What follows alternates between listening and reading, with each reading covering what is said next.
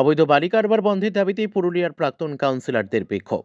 পুরুলিয়ার ঐতিহ্যবাহী নদী কাঁসাই এর বালি বর্তমানে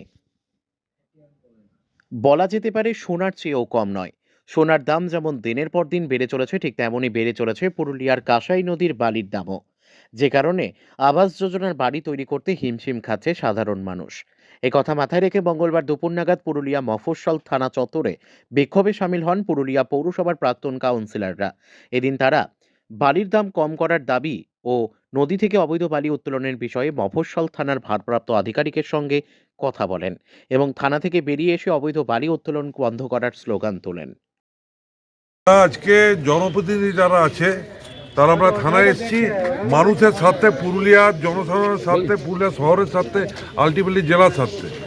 যেখানে আপনারা জানেন যেখানে বালিতে পুরুলিয়াতে অভূতপূর্ব এখানে একটা দু নম্বরই চলছে।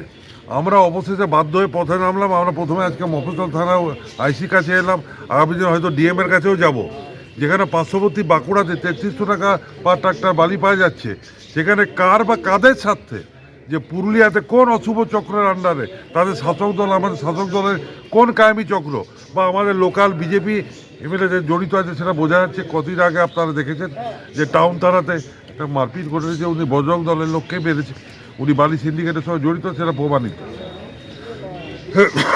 সেখানে আমাদের বক্তব্য পরিষ্কার যে যদি বাঁকুড়াতে 3300 টাকা ট্রাক্টর বালি পাওয়া যায়, তাহলে গরিব মানুষ এই যে দিদির সফটওয়্যার প্রকল্পগুলো আছে, বাংলা বাড়ি থেকে শুরু করে বিভিন্ন জনমুখী প্রকল্পগুলো, বালিটা একটা এসেন্সিয়াল জিনিস।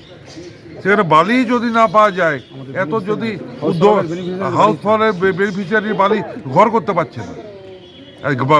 গ্রামের দিকে বাংলা বাড়িতে সেম হচ্ছে। তারপর পুরুলিয়া শহরের আরেকটা ব্যাপার আছে, যেখানে আপনারা জানেন বালি জলকে ধরে রাখে।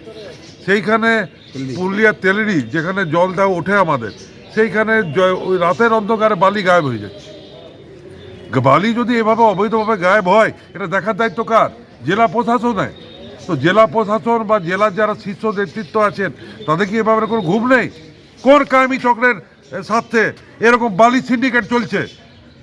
কারা মুখ্যমন্ত্রী মমতা ব্যানার্জির ভাবমূর্তি কলুষিত করতে চাইছে, তার বিরুদ্ধেই আমাদের এই প্রতিবাদ। আমরা মানুষের সাথে ছিলাম, আছি, থাকবো। আমরা সবাই পাবলিক জড়িত আছে, কে কে আছে, কি বিষয়, কোন কোন ঘাটে এরকম চলছে বলে মনে হয়? সর্বত্র পুরুলিয়া জেলা সর্বত্র এইভাবে যতগুলো আছে। পুরুলিয়া থেকে বিশ্বজিৎ সিং সর্দারের রিপোর্ট, বিগ নিউজ বাংলা।